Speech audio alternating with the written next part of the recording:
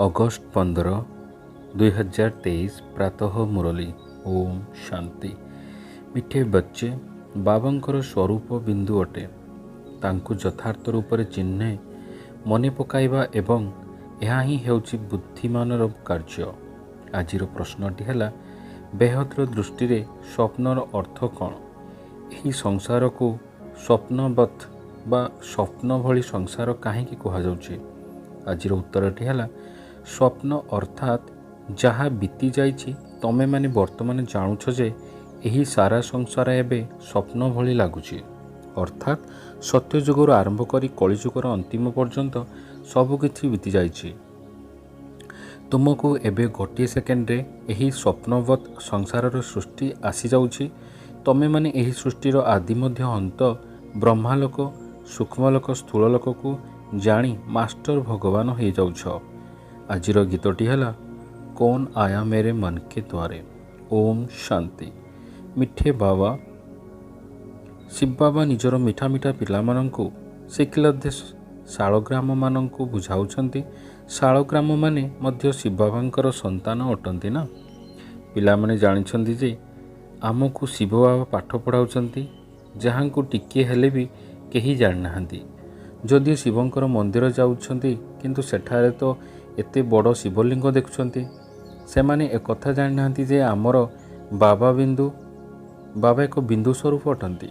जो पिलामाने शिव बाबा को एते बड़ बोली भाभी मने पकाउछंती अथवा मने पकाउथिबे सेमाने मध्य भला अटंती काहींकि ना ताहा मध्य भूल अटे।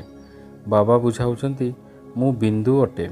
तेबे बिंदु को केही किपरि बुझी पारिबो? जदिओ केही केही बुझुछंती जे सीए अखंड ज्योति स्वरूप अटंती अमुक अटंती किंतु ना सीए तो बिंदु स्वरूप अटंती। तांकु मने पकाइबा बहुत मुश्किल अटे। सेथिपाई बारंबार भूली जाउछंती। भक्ति मार्गर अभ्यास रही आसी शिवलिंग उपरे फूल चढ़ाइबा बा पूजा करिबा तेबे ताहा ही मने रहिछि। किंतु एक कथा बारंबार भूली जाउछंती जे आमर बाबा बिंदु स्वरूप अटंती। पूरा ड्रामा रे तांकर जो अभिनय रही ताहा ही कहउछंती।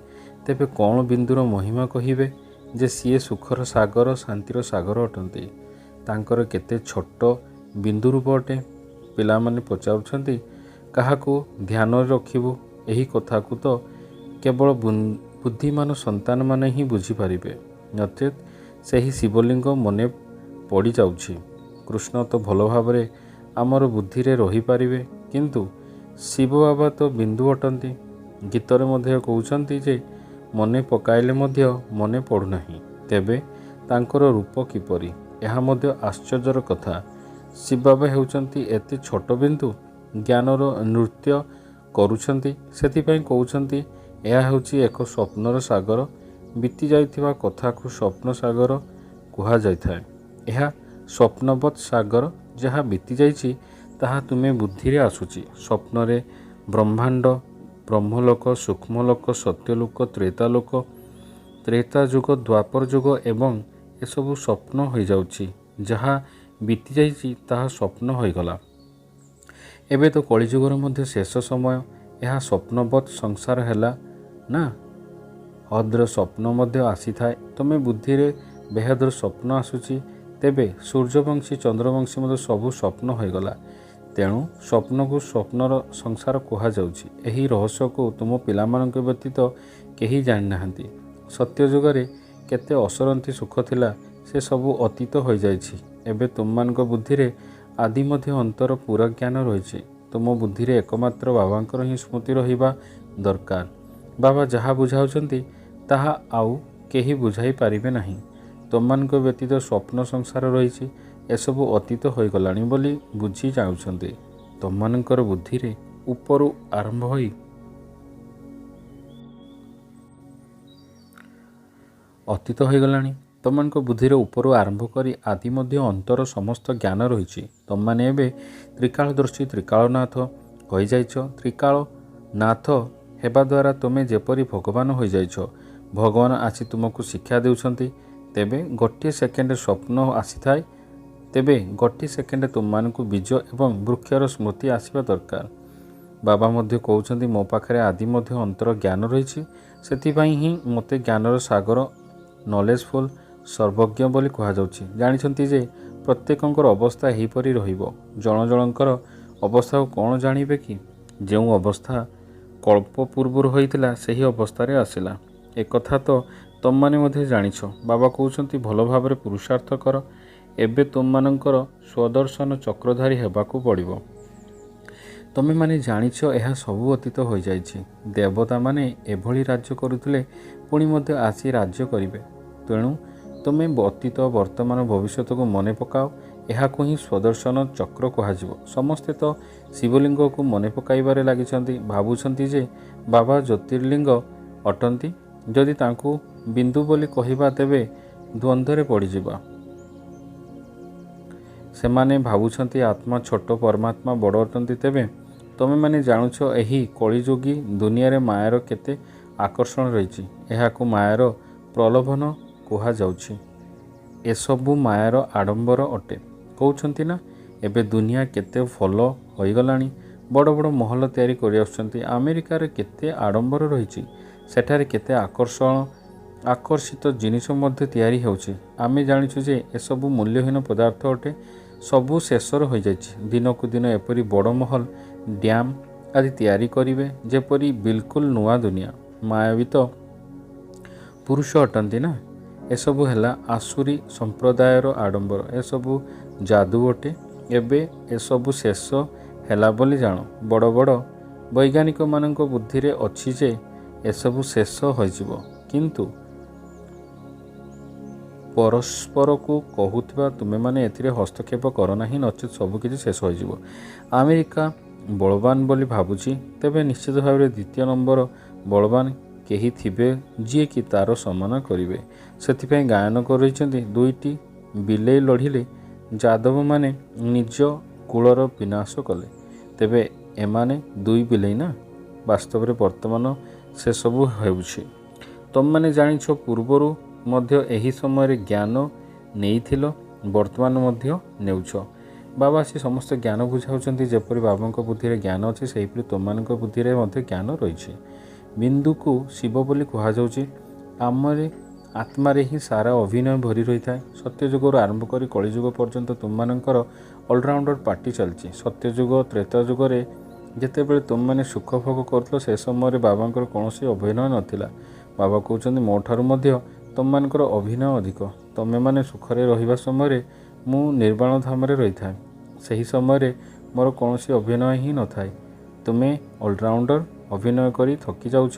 ସେଥିପାଇଁ ଲେଖା ଯାଉଛି ପାଦ ବଦଳାଇ ଦେଉଛନ୍ତି।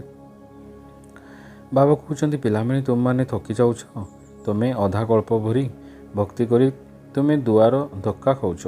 ଭକ୍ତି ମାର୍ଗରେ ବୁଲି ବୁଲି ତୁମମାନେ ଥକି ଯାଉଛ। ପୁଣି ବାବା ଆସି ତୁମକୁ ଜ୍ଞାନର ଆଲୋକ ଦେଉଛନ୍ତି। ପୂଜାରୀକୁ ପୂଜ୍ୟ କହୁଛନ୍ତି। ତୁମମାନେ ଜାଣିଛ ଆମେ ପୂଜ୍ୟ ଥିଲୁ, ପୁଣି ପୂଜାରୀ ହେଉଛୁ। ଏପରି ନୁହେଁ ଯେ ପରମାତ୍ମା ନିଜେ ପୂଜ୍ୟ ପୁଣି ନିଜେ ପୂଜାରୀ ହେଉଛନ୍ତି। ନା, ଆମେ ହିଁ ହେଉଛୁ। ଭାରତ ହିଁ ଅବିନାଶୀ ଭୂଖଣ୍ଡ ବୋଲି ଗାୟନ ରହିଛି। ଭାରତ ଶିବବାବାଙ୍କର ଜନ୍ମଭୂମି ଅଟେ। ଜନ୍ମଭୂମି ପାଇଁ ହିଁ ମନୁଷ୍ୟ ନିଜର ଜୀବନ ଦେଇଦେଉଛି। କଂଗ୍ରେସମାନଙ୍କ ମଧ୍ୟ ଦେଖ, ଜନ୍ମଭୂମି ପାଇଁ କେତେ ଲଢ଼େଇ କଲେ। ବିଦେଶୀମାନଙ୍କୁ ବାହାର କରିଦେଲେ। ଏହି ଜନ୍ମଭୂମି ଦିନେ ସ୍ୱର୍ଗ ଥିଲା। ପୁଣି ପାଞ୍ଚ ବିକାର ରୂପୀ ମାୟା ରାବଣ ଆସି ସବୁ କିଛି ଗ୍ରାସ କରିଦେଲା। ଆମେ ଜାଣିଛୁ ରାବଣ ହିଁ ବହୁତ ବଡ଼ ଶତ୍ରୁ ଅଟେ।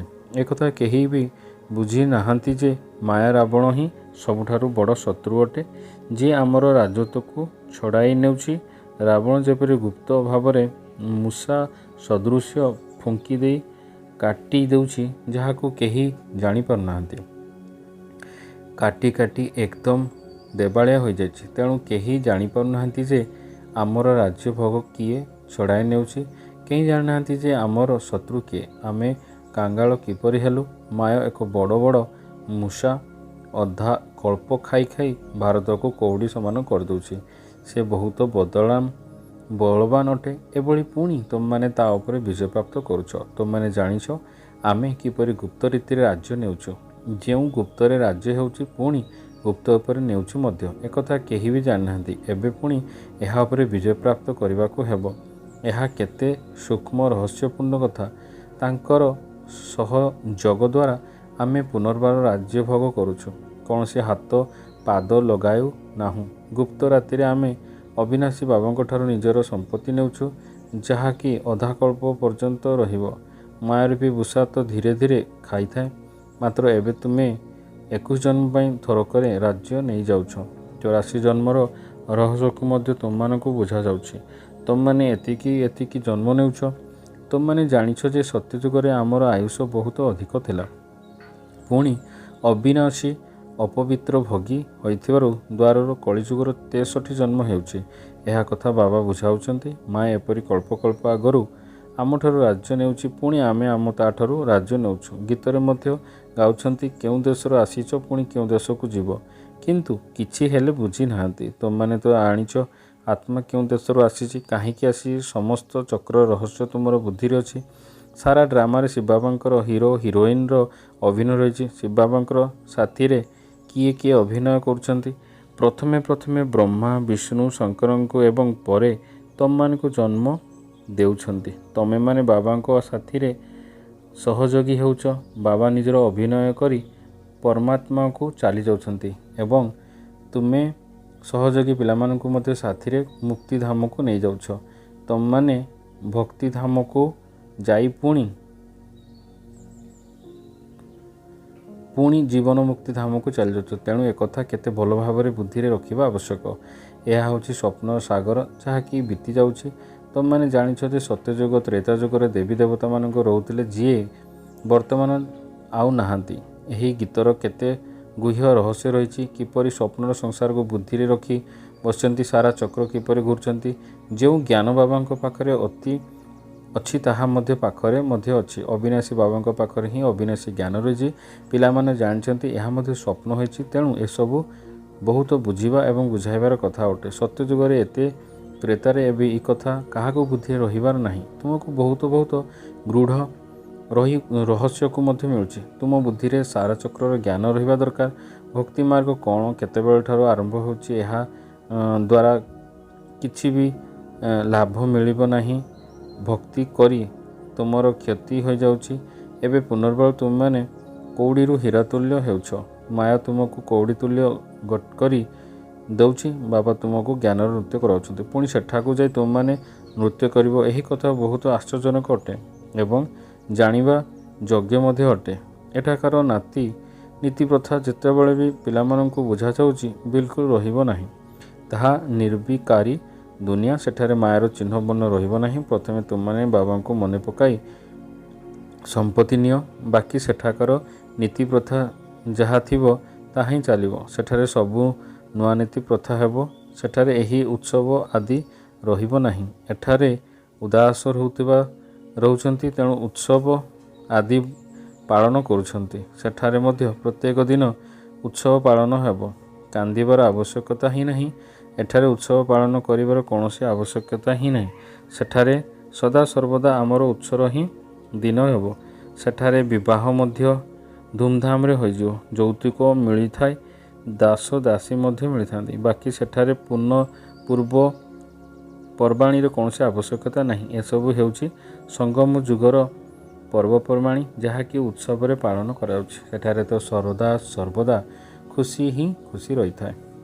ଆଚ୍ଛା, ମିଠା ଶିଖିଲତେ ସନ୍ତାନମାନଙ୍କ ପ୍ରତି ମାତାପିତା ବାପଦାଦାଙ୍କର ମଧୁର ସ୍ନେହଭରା ସ୍ମୃତି ଏବଂ ସୁପ୍ରଭାତ। ଆତ୍ମିକ ପିତାଙ୍କର ଆତ୍ମିକ ସନ୍ତାନମାନଙ୍କୁ ନମସ୍ତେ।